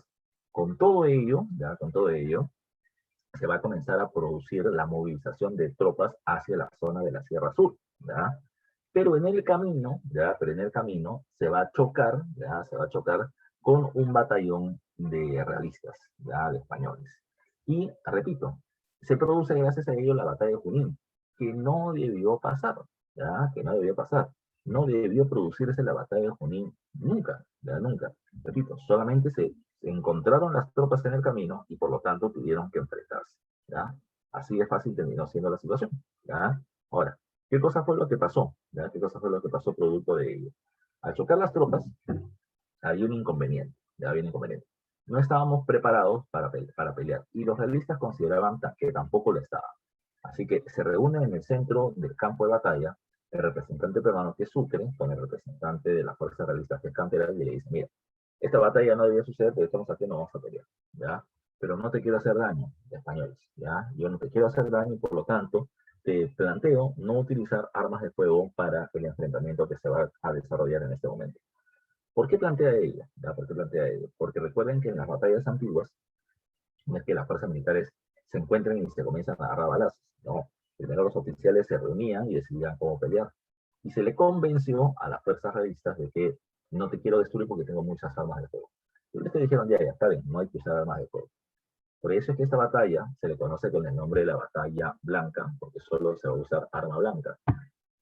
Los sables de los oficiales, que eran sus espadas, o las bayonetas, que eran las espaditas que estaban amarradas ya, o enroscadas a los fusiles o las escopetas, pero no armas de fuego. Por eso se le llama batalla blanca o batalla sin humo, porque no habrá humo, porque no habrá armas de fuego, o batalla de los sables por estas espadas que se van a utilizar, pero no armas de fuego. Precisamente, ya España venía teniendo 11 cañones de artillería y nosotros solo uno. Si se hubiese usado armas de fuego, nos hubiesen ganado. Pero le hicimos creer que nosotros estábamos muy bien armados, ¿ya? Así que esta fue una ventaja. Segundo punto, la caballería. ¿Ya? Hasta la Primera Guerra Mundial, la fuerza de caballería era fundamental en el campo de batalla. Y las fuerzas realistas tenían una caballería mayor que la nuestra. Pero nosotros vamos a lograr ganar esa batalla. ¿Por qué? Porque cuando ellos cuando las fuerzas patriotas de caballería comenzaron a avanzar sobre las fuerzas realistas, luego tuvieron que salir corriendo porque las fuerzas realistas eran más. Se le pidió, ya, la caballería eran los húsares, ya, los húsares de Junín.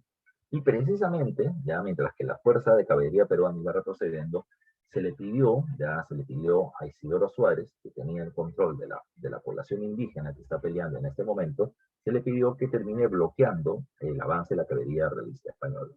Y lo que hizo Isidoro Suárez es decirle a la población indígena, cholos, al medio. ¿Ya? Entre la caballería peruana que va retrocediendo y la realista que va avanzando, ustedes se ponen en el medio y no los dejan avanzar. Y así pasó, y así pasó. Con la presencia de la fuerza de la población indígena, se terminó frenando el abuso del avance de la caballería, mientras que la fuerza patriota pudo dar la vuelta y hacer retroceder a la caballería realista. Esa es la batalla de Junín, nada más. El número de muertos es muy reducido, pero en una batalla no importa quién tiene más o menos muertos, importa el que se queda al final con el campo de batalla. Precisamente esto va a terminar siendo importante porque nos quedamos con Junín teniendo una victoria anímica. Podemos ganarle, ya acabamos de ganar, podemos seguir ganando. Mientras que para nosotros era una victoria anímica, para ellos era una derrota anímica. No solamente perdían Junín, sino que tras esta batalla hubo una reunión entre los principales oficiales, ya realistas que tenían los españoles en Perú. Los principales oficiales eran 4. De los 4 uno no estaba Rovira, porque él tenía el control de la fortaleza de Felipe. Estaba el virrey La Serna, el general Canterac y el general Olañeta. En 1823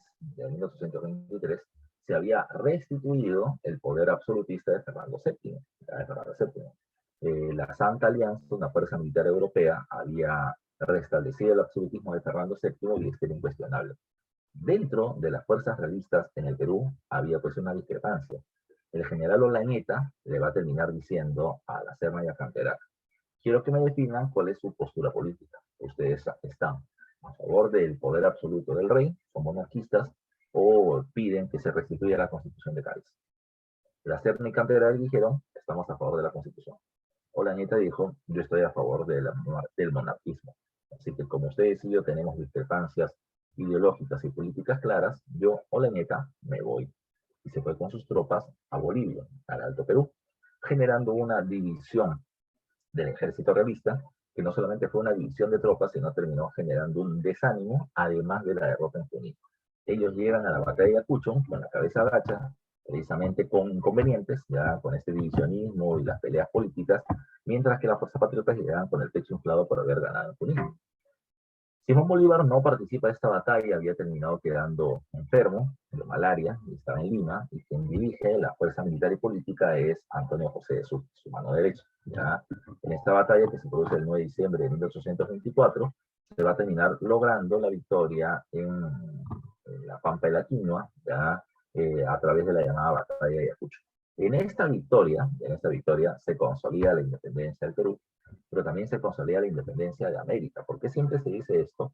Porque recuerda lo que le dije al principio: el Perú es el centro del poder político y militar de los españoles en América. liberado el Perú del dominio español, la independencia americana se consolidó. Solo quedaba un lugar donde las fuerzas realistas estaban presentes, el Alto Perú con el general Olañeta, pero la independencia peruana ya se había logrado. En la batalla, la Serna, el virrey, terminó siendo tomado prisionero, y por eso es que se les obligó a negociar. Y en la negociación se escribe un documento llamado como la capitulación de Ayacucho. Y la capitulación de Ayacucho se establecen varios puntos. Primero, España reconoce su derrota en la batalla y la independencia del Perú y de América. Además de eso, se establece lo siguiente: el español que quiera vivir en el Perú puede seguir haciéndolo, se van a respetar sus propiedades y hasta sus cargos de gobierno, siempre y cuando no se pongan en contra de la independencia. Segundo, segundo, se respetarán las propiedades de los españoles en el Perú y también de los peruanos en España, siempre y cuando, repito, no se opongan al gobierno independiente. El otro punto que se termina estableciendo es que español que no quiere estar en el Perú, ya, entonces que se vaya, y el Perú les va a terminar financiando el viaje de regreso. Es mejor que se vayan y no molesten acá a que sigan generando inconvenientes. Y el otro punto principal era que España exigió ya que los gastos que había tenido en la lucha de independencia se les termine devolviendo. Y en la capitulación el Perú dice: perfecto, yo te voy a terminar pagando una indemnización por los gastos durante la lucha de independencia. Y con todo eso se firma la capitulación y se reconoce la independencia peruana. Bacán. Profe, pero ¿por qué teníamos que pagarles? ¿Ya? Se supone que ellos nos han saqueado y explotado por mucho tiempo. Ellos deberían pagarnos a nosotros. Sí, pues, pero se aceptó esa condición y vamos a terminar teniendo problemas. ¿Ya? Porque no se les pagó, porque no teníamos plata. Pero cuando tuvimos plata en la época del guano, van a venir a molestar. Ahora, logrado esto, Simón Bolívar se va a terminar quedando aún así como dictador. No porque él quiso, ¿no? ¿Ya? El Congreso peruano se reaperturó tras la independencia y decidieron extenderle el cargo de dictador a Simón Bolívar, por más que decía que no, que eso era una cuestión de los peruanos, pero se le dio el poder a Simón Bolívar. Ahora, cuando hablamos de esto, ¿qué es lo que va a plantear de ahí en adelante Simón Bolívar? Bolívar tiene una idea de integracionismo, ¿ya? De que los países de América Latina se unan, ya se unan. Y para eso Bolívar va a terminar creando una reunión llamada como el Congreso de Panamá o el Congreso Anfictiónico. El Congreso Anfictiónico planteó la reunión de todos los países hispanoamericanos, ¿ya? Los países de lengua española, ya desde México hasta Chile, reunidos en Panamá para establecer qué cosa: una alianza político, militar y económica, y defenderse, sobre todo, ¿de qué? Defenderse de la Santa Alianza.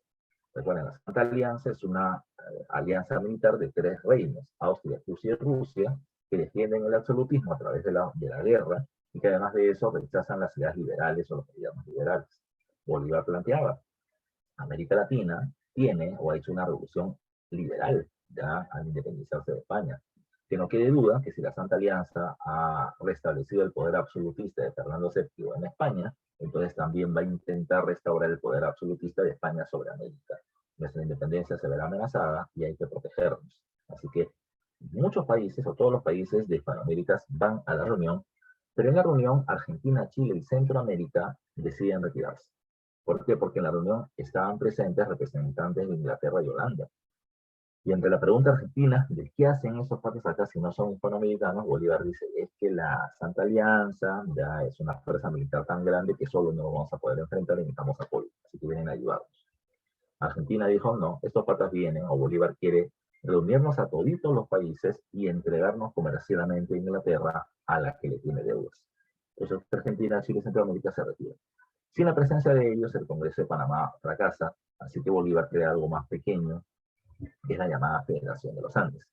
La Federación de los Andes era el gobierno eh, más controlado por él. Él era presidente de la Gran Colombia, dictador del Perú, y Sucre, su mano derecha, era presidente del país de Bolivia, ya el país de Bolívar.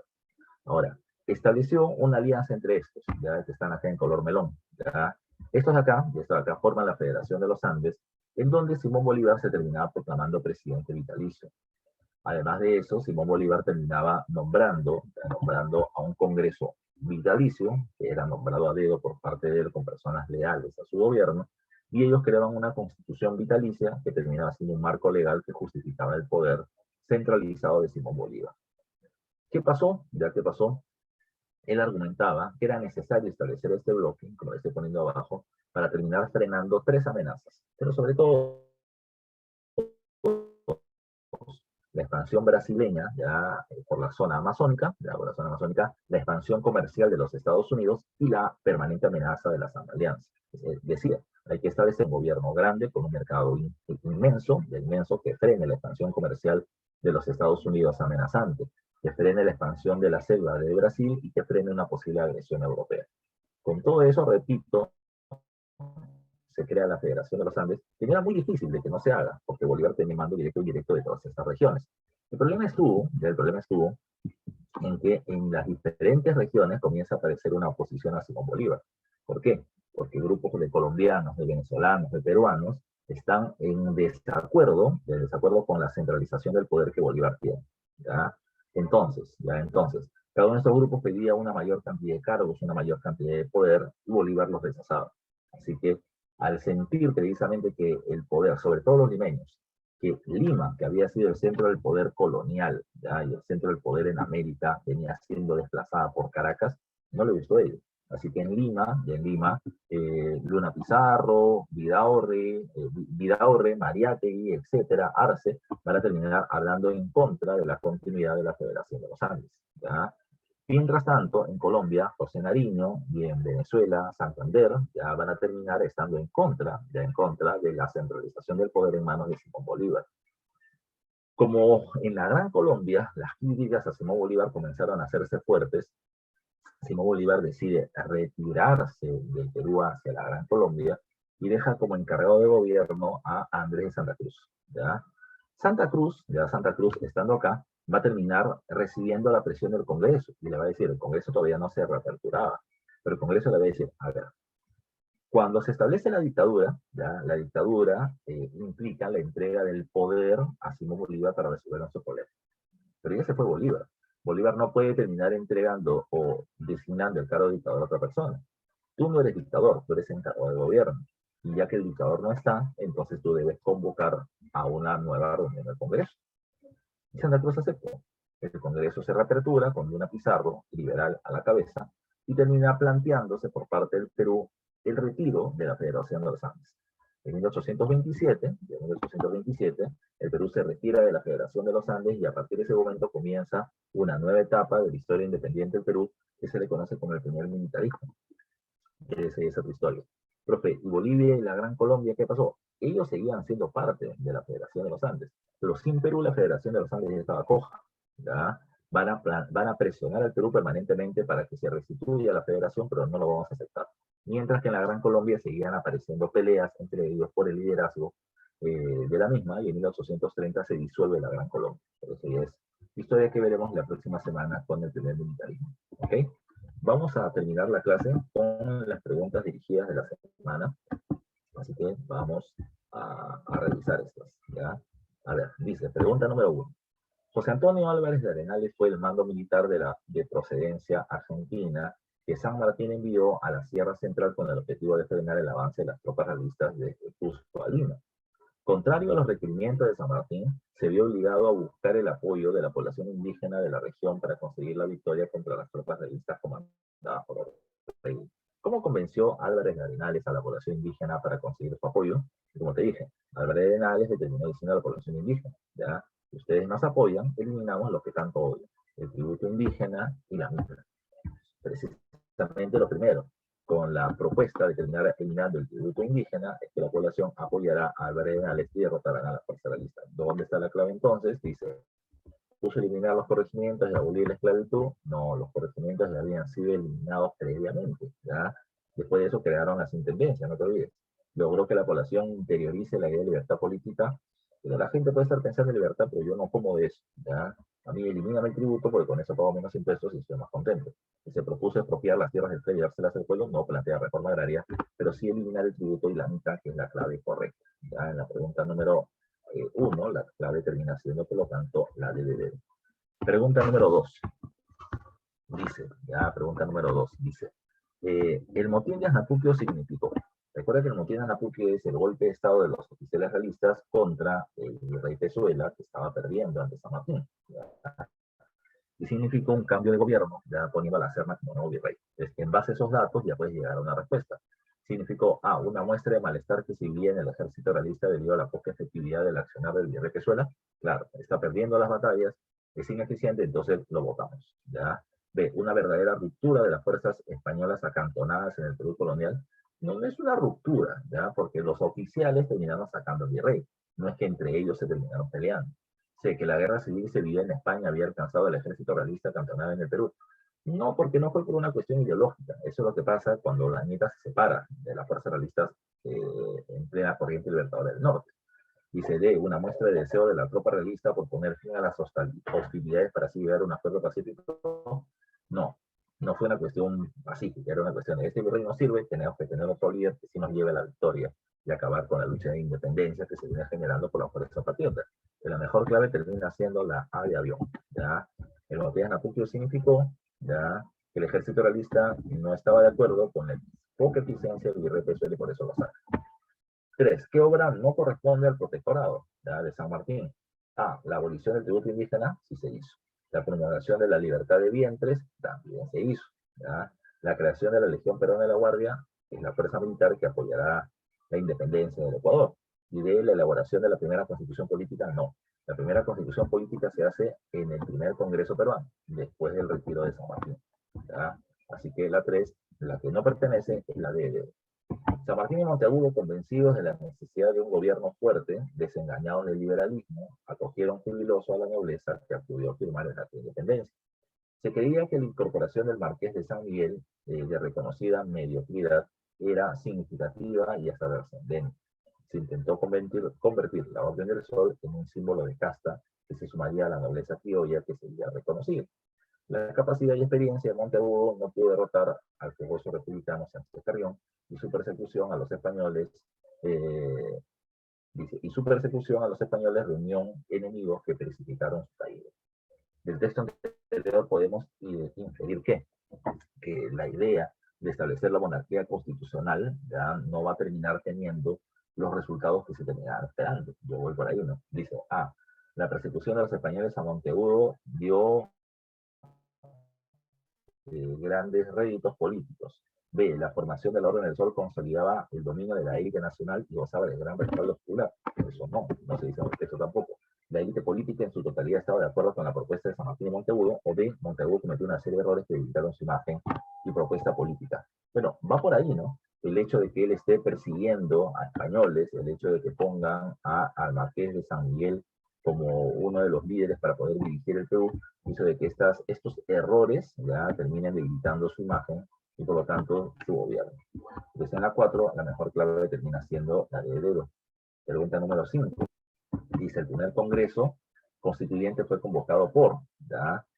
Lo convoca San Martín, ya antes de retirarse. Tras él, tras el fracaso de la conferencia de Guayaquil, debe ser, ¿ya? Y tuvo como misión primordial el primer congreso, formar la constitución y votar a las fuerzas realistas del sur. Entonces, ¿quién la convoca? La convoca San Martín. Ya con eso tenemos clave, inmediato. San Martín, tras el fracaso de la conferencia de Guayaquil y decidir el futuro político del Estado peruano.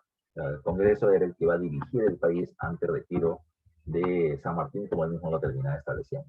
Entonces, en la pregunta 5, la mejor clave termina siendo la C de casita. La C de casita. Pregunta número 6. Dice, establezca los elementos relacionados al periodo del primer Congreso Constituyente. A ver, el motín de Valconcillo estableció, bajo amenaza del Congreso, el nombramiento de Rivagüero como primer presidente del Perú. Sí, eso se terminó siendo, eso es correcto. Si la 1 termina siendo correcta, entonces tenemos que eliminar de arranque la alternativa A y la alternativa C. ¿Ya? ¿Por qué vamos a eliminar A y C, profe? Bueno, lo vamos a eliminar.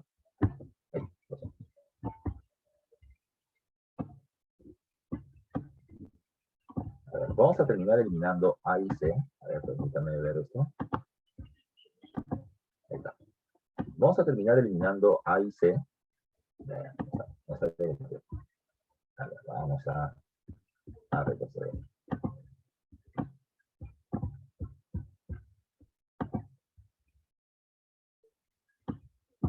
Ya te decía, tenemos que eliminar la A y la C porque estas contienen la alternativa,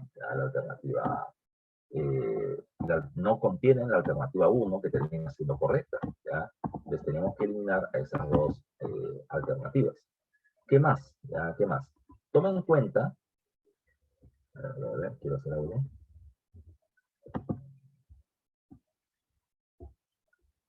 Vamos a cambiar el color para diferenciarlo. Eliminamos la alternativa A, eliminamos la alternativa C, por eso le estoy poniendo un color diferente, porque repito, no contiene la alternativa 1 que termina siendo correcta, ya que termina siendo correcta. Entonces solamente me queda la B y la D. ¿Qué me dice la B y la D? Dicen 1, 4 y 5, dice la B, y la D me dice 1, 2 y 4. Lo que ya sabemos es que la 1 es correcta y la 4 también, porque están en las dos alternativas, solamente para confirmar. Para respaldar las campañas a puertos intermedios, tanto Argentina como la Gran Colombia enviaron tropas de respaldo. Recuerda, para la segunda campaña en la primera campaña se enviaron tropas de Argentina, y en la segunda, la Gran Colombia envía a Sucre, ¿ya? No los utilizan, ¿ya? Pero se habían enviado. Entonces la 4 está bien. La que define la clave termina siendo la alternativa 2. La 3 es falsa, porque ninguno la va a contiene. ¿Qué dice la alternativa 2? La mayoría de los representantes en el Congreso eran abogados o representantes del clero. Y eso es correcto, como te dije, la mayoría de los congresistas eran sacerdotes y eran abogados. Así que la 2 es correcta. Si la 2 es correcto, entonces 1, 2 y 4 termina siendo la clave.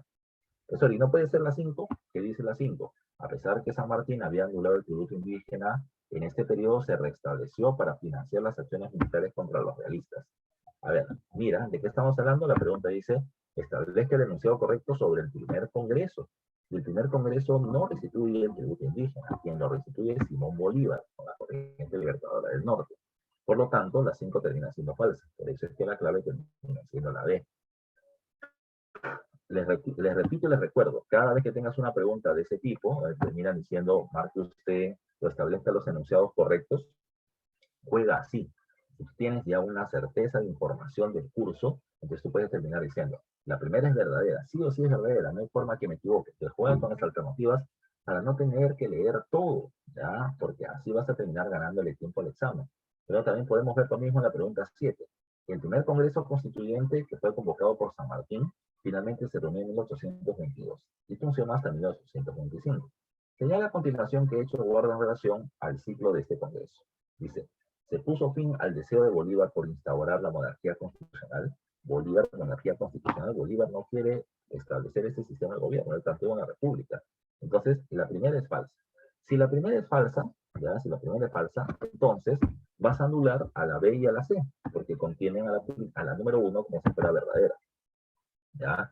Mira, si tú eliminas B y C, me queda A y D. ¿Qué dice la A? 3 y 4. ¿Qué dice la D? 2, 3 y 4. ¿Ya? Entonces, la 3 y la 4 es correcta. ¿Ya? La 3 y la 4 es correcta. Pero hay 5 alternativas. No aparece 5. La 5 termina siendo falsa. Ahora, todo va a depender de la 2. Si la 2 es correcta, la clave es la D. Si la 2 es incorrecta, la clave es la A. ¿Ya? ¿Qué cosa dice la A? O la número 2. Estableció el juicio de residencia para los funcionarios públicos y la libertad de culto. Bolívar, no. El juicio de residencia termina siendo de la época ya del virreinato. Pero hay una cuestión. Lo que él hace es mantener el juicio de la residencia. O sea, personajes que hayan terminado teniendo un cargo en el gobierno y terminen siendo considerados corruptos, se les va a terminar enjuiciando y se les va a llevar a la cárcel. Ahora, eso termina siendo correcto. Él establece para la época republicana este sistema de inquirir, de castigar, de procesar a los funcionarios que cometan algún tipo de delito, dolo o corrupción. Entonces, eso termina siendo correcto y la clave termina siendo la de dedo. Pregunta número 8. Dice, la capitulación de Ayacucho significó la independencia del Perú y la independencia consolidada de América. ¿Ya? ¿Y cuál termina siendo la clave? Dice, la cancelación del poder español en Sudamérica. ¿Ya? Esa termina siendo la clave correcta. Queda la fuerza realista de Olañeta en Bolivia, pero esa va a ser fácilmente derrotada luego.